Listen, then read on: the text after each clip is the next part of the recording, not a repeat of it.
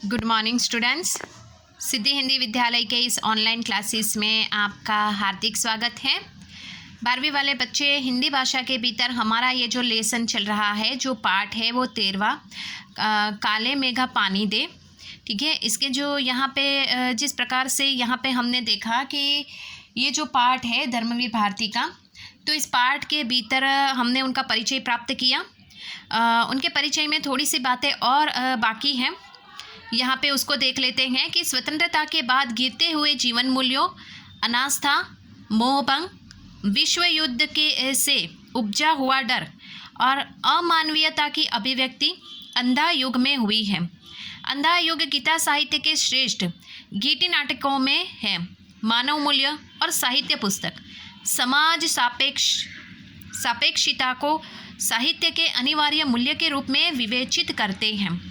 तो यहाँ पे स्पष्ट रूप से बच्चों बताया गया है कि स्वतंत्रता के बाद ये जो जीवन मूल्य है, अनास्था है, मोहभंग है, विश्व युद्ध से उपजा हुआ डर है और अमानवीयता की अभिव्यक्ति अंधा युग में हुई। अर्थात मतलब देश जब आज़ाद हुआ तो आज़ादी के बाद, स्वतंत्रता के बाद लोगों के भीतर ये जो तत्व है, जीवन जीने के ये जो मूल्य है, ये जो विश्व युद्ध का लेकर जो ये डर है, ये डर के कारण एक ऐसे युग का निर्माण हुआ कि लोग मन से अर्थात थोड़े कमज़ोर हो गए, अर्थात उनकी सोच थोड़ी यहाँ पे निम्न प्रकार की हो गई। तो इस अंधे युग, उस जो युग उस समय का चल रहा था, उसको अंधा युग कहा गया। तो इस अंधे युग में यहाँ पे लोगों के भीतर मानव मूल्य का आरोपण किया जाए, इसी दृष्टि से यहाँ पे जो साहित्यकार है, जो लेखक है, उसने यहाँ पे साहित्य के माध्यम से, पुस्तकों के माध्यम से समाज के लोगों का डर दूर करने की एक कोशिश की। इन विधाओं के अलावा भारती जी ने निबंध और रिपोर्टाज भी लिखे।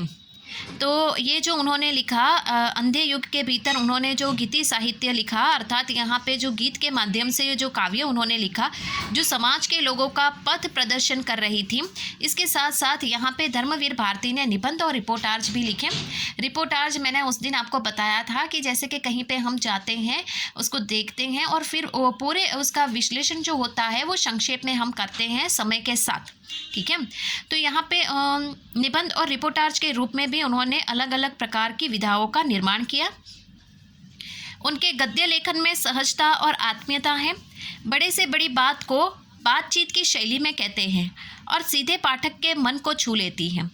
एक लंबे समय तक हिंदी की साप्ताहिक पत्रिका धर्मयुग, ब्रैकेट में लिखा है फिलहाल प्रकाशन बंद है, कौन सा, धर्मयुग का, के संपादक रहते हुए हिंदी पत्रिका को सजा और सवार कर गंभीर पत्रकारिता का एक मानक बनाया।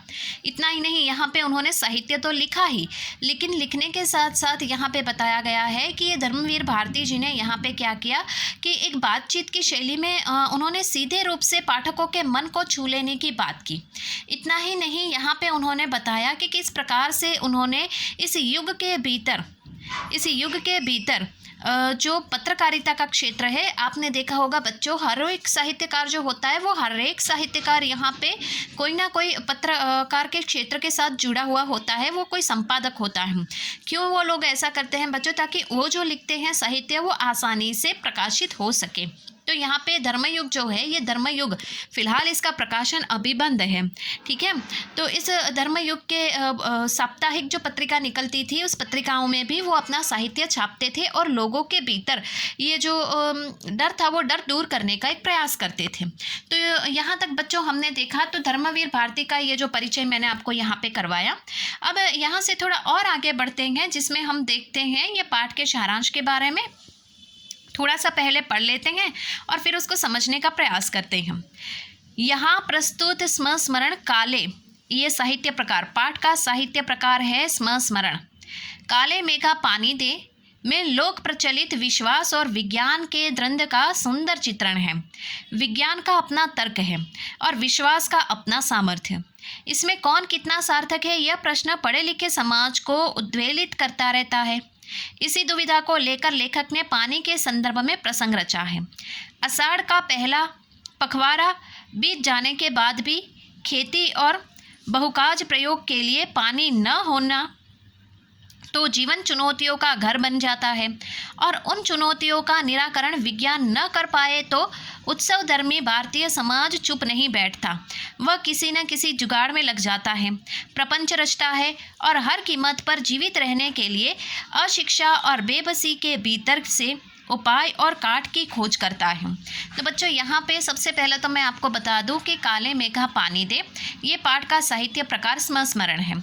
अब लेखक जब छोटे थे तो उस समय की ये बात है कि जो बारिश का महीना है, बारिश के महीने में करीबन एक पखवाड़ा यानी कि यहाँ पे 15 दिन बीत जाने के बाद, बारिश की मौसम के 15 दिन बीत जाने के बाद यहाँ पे क्या होता है कि बारिश थोड़ी सी रुक जाती है।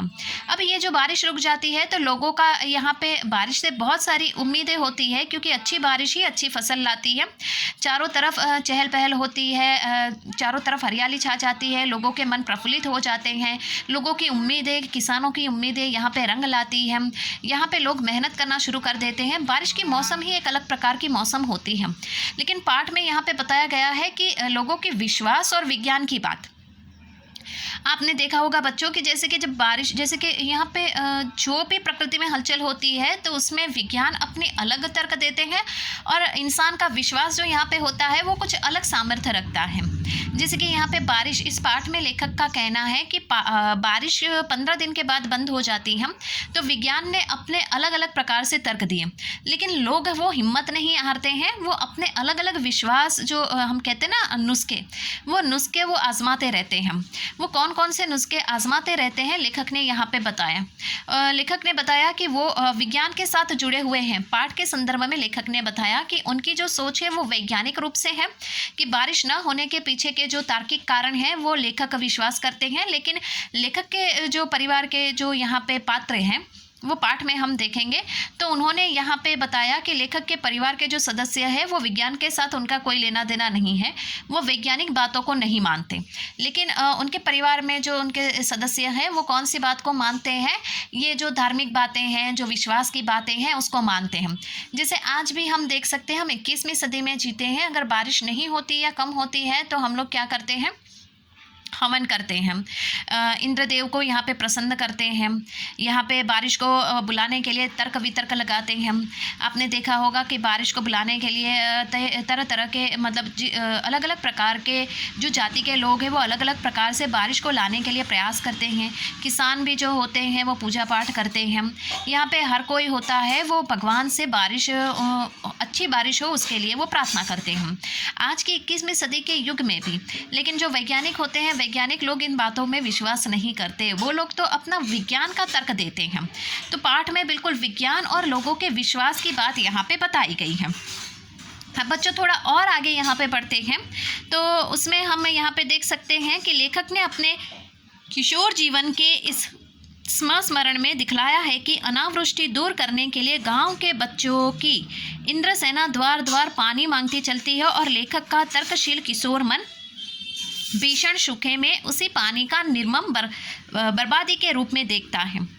अब बच्चों यहाँ पे थोड़ा थोड़ा पढ़ेंगे और समझेंगे अब क्या होता है। जो वास्तविक बात है, लेखक ने जब छोटे थे उस समय की बात है। स्मरण यहाँ पे साहित्य प्रकार है पाठ का, मतलब वो अपने जीवन के जो पहलू थे बचपन के वो याद कर रहे हैं, आज इतने बड़े हो गए तब। लेखक कहते हैं कि उनके गाँव में सूखा पड़ा है, अनावृष्टि है, बारिश नहीं हो रही है, 15 दिन अच्छी बारिश हुई और फिर बंद हो गई।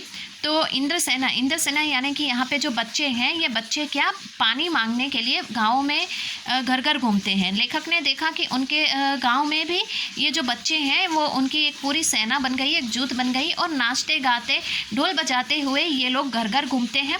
यहाँ पे गाँव में सूखा पड़ा हुआ है, इतना सूखा पड़ा है कि पानी की बहुत समस्या है, लेकिन फिर भी ये जो इंद्रसेना है घर घर जाती है, पानी मांगती है और लोग क्या करते हैं, अपने घर से एक एक बाल्टी पानी भरकर इस इंद्रसेना के ऊपर फेंकते हैं। अब लेखक का ये सोचना है कि पहले से ही पानी की इतनी अछत है, पानी है नहीं, सूखा पड़ा है, ऐसी स्थिति में भी लोग पानी को इस तरह से बर्बाद कर रहे हैं, ये कहाँ की बात है। लेखक का ऐसा सोचना है, ये वैज्ञानिक रूप से वो सोच रहे हैं कि पानी की पहले से इतनी कमी है और एक बाल्टी पानी इन बच्चों के ऊपर फेंककर हम पानी को बर्बाद कर रहे हैं, ये कहाँ की सोच है। तो यहाँ पे जो लोग हैं वो लोग पुराने गांव के जो लोग हैं उनकी ये सोच है कि इस तरह से इंद्र सेना बना के घर घर पानी मांगने से इंद्र देव जो होते हैं, बारिश के जो भगवान होते हैं, वो प्रसन्न होते हैं और वर्षा करते हैं। तो बच्चों आज की इस वीडियो में हम यहाँ तक रुकते हैं। आने वाले वीडियो में इससे आगे बढ़ेंगे और थोड़ा समझेंगे। पाठ का सारांश अभी अधूरा है, ठीक है। तब तक के लिए यहाँ पर रुकते हैं। Thank you.